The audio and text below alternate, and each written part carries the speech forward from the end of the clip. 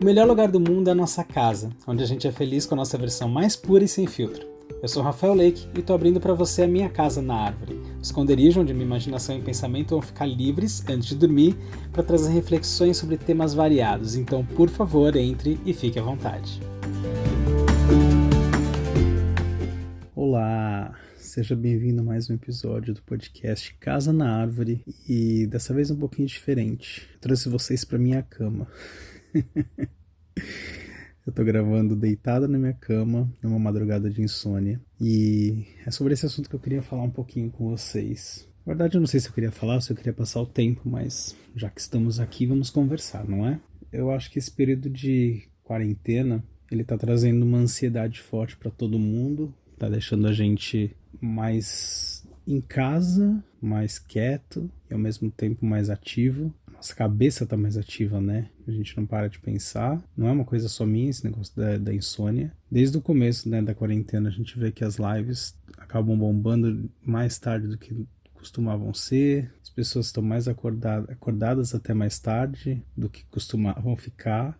E a cabeça vai ficar louca, né? Saúde mental deveria ser uma coisa que a gente cuida durante, sei lá, todo o tempo da nossa vida, né? Não só na quarentena, não só nesse momento. A gente tá falando bastante de saúde mental agora, que bom. Mas deveria ser alguma coisa que a gente cuidasse o tempo todo, né? Deveria ser uma prioridade pra gente. E eu tava falando com um amigo outro dia que ele tava pensando, também tá vivendo uma crise existencial agora nesse período. Quem não está, não é? E ele tava falando que é engraçado porque parece que a gente vivia uma vida de robô. Eu não sei se todo mundo tá passando por isso. O episódio que abriu, né, esse podcast, o primeiro episódio, foi justamente sobre isso, né? Sobre o lado bom da quarentena, entre aspas, né? Se que ele tem um lado bom, mas que permite a gente olhar mais pra dentro, pensar melhor sobre o que tá fazendo, sobre o que tá querendo pra vida, enfim. Eu não tenho uma resposta ainda, mas eu concordo com isso que ele falou. A gente, eu acho que estava vivendo um pouco como robô, né? Executando tarefas, sem saber exatamente por que a gente está fazendo cada coisa, por que o nosso trabalho vale a pena, o que a gente é além do nosso trabalho. Você já se perguntou isso, aliás? O que você é além do seu trabalho? Porque quando a gente conhece alguém, a gente está num date ou alguma coisa do tipo, a primeira pergunta, uma das primeiras perguntas que a gente faz, pode reparar, seja real ou virtual, né? É o que você faz. E aí o que você faz não é eu saio com o cachorro, eu ligo para minha avó, eu vou comprar pão, eu caminho,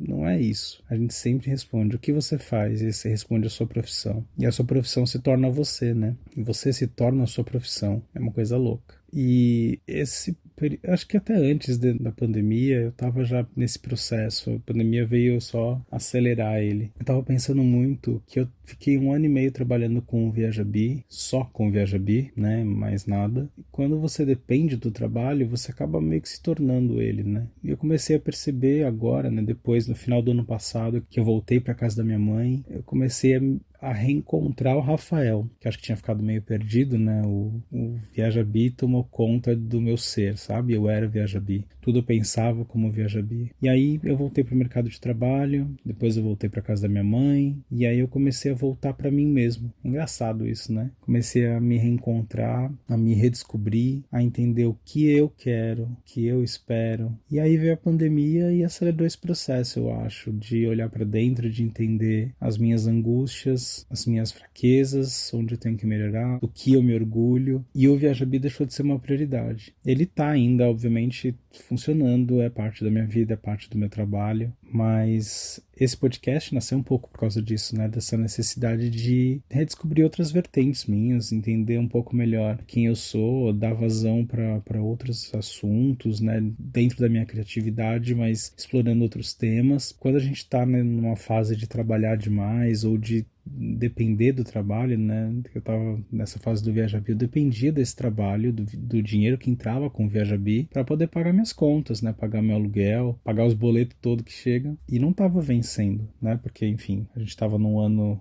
primeiro ano do Bolsonaro, o que significa que pro mercado LGBT a coisa já não tava muito legal, porque infelizmente as empresas ficaram com o pé atrás no começo. Depois acho que a coisa começou a voltar um pouco ao normal, mas no começo não tava os ventos não estavam tão a favor. Para mim foi um processo muito louco, assim, voltar para o mercado de trabalho foi doloroso. Eu não queria voltar. E eu não queria voltar como eu voltei, assim. Só que aí eu entrei numa empresa que me encantou depois que eu tava lá. Isso foi a parte mais legal. De fora eu não tinha a visão da empresa que eu tenho hoje lá dentro. E aí aos poucos eu fui vendo que eu ainda tenho muito para descobrir do Rafael como profissional, né? E aí dentro dessa empresa, me sentindo como eu não me senti em muitos anos, né, respeitado, tendo minhas opiniões ouvidas, sendo alguém realmente reconhecido, sabe? E aí, como eu tava tendo esse momento profissional reconhecido e me dando, né, um sustento financeiro também, eu acho que eu comecei a ter um pouco mais de tempo de olhar para mim e de me redescobrir e tudo mais. O episódio passado a gente falou, né, sobre Sandy Júnior, o documentário e tal, e eu tava vendo um dos episódios do documentário deles, fala justamente do período em que eles trabalhavam demais, de que eles não estavam dando conta de mais nada na vida e tal. E é engraçado que eles escolheram esse momento de voltar para dentro, de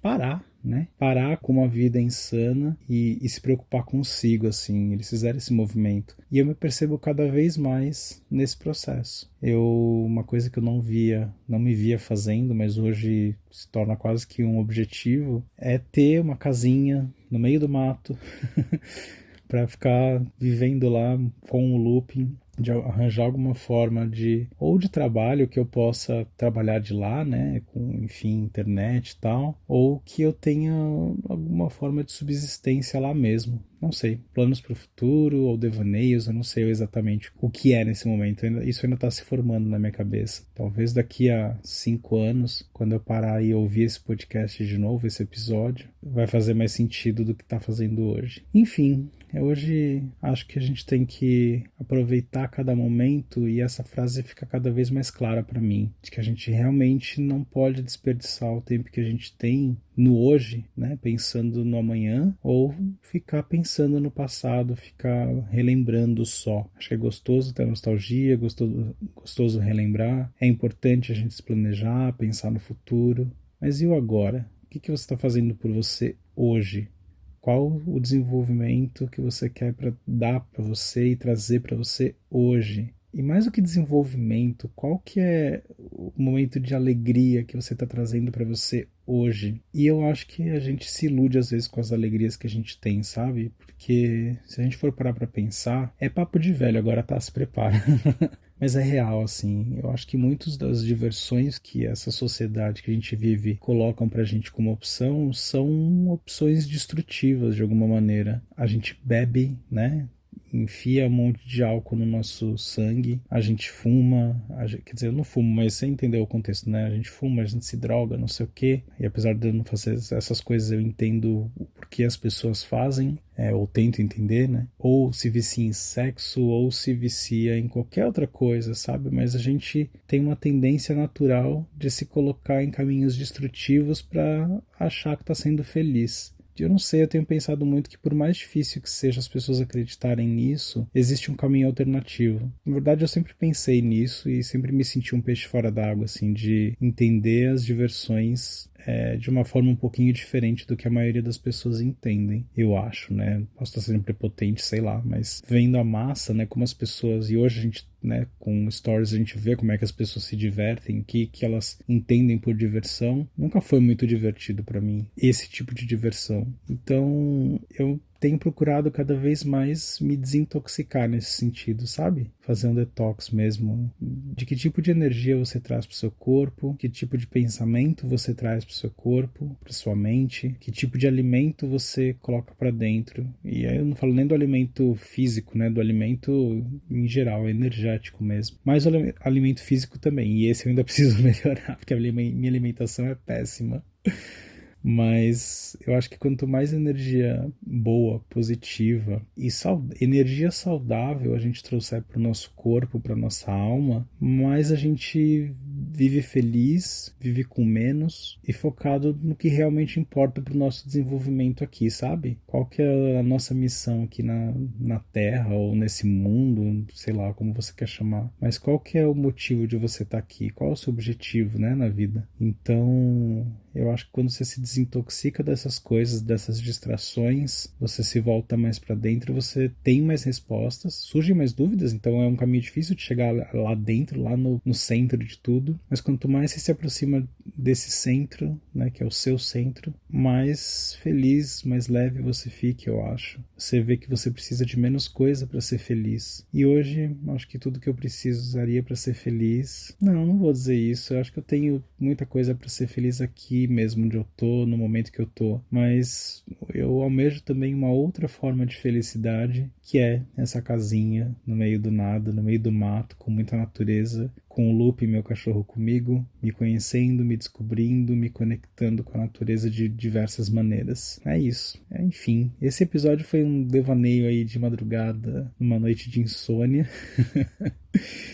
Então, peço que vocês desconsiderem o formato um pouquinho diferente do que vocês estão acostumados de ouvir aqui, mas me deem seu feedback se vocês gostam desse tipo de conteúdo. De repente, quando a cabeça estiver cheia demais e eu precisar botar para fora, a gente grava novos episódios nesse formato. Comenta lá no Instagram, podcast Casa na Árvore, o que você pensa sobre tudo isso que eu falei. Se você tem as suas opiniões, coloca lá, por favor, que o importante é a gente conversar. A ideia desse podcast é gerar conversa, então o Instagram tá no comecinho ainda, mas se você puder, passa lá para poder conversar comigo, tá bom? @podcast Casa na Árvore. Ou se você quiser me achar no meu pessoal, é Rafa Lake. E aí espero vocês na semana que vem para mais uma conversa, para mais um papo. Sejam sempre bem-vindos à nossa Casa na Árvore. Um beijo, tchau.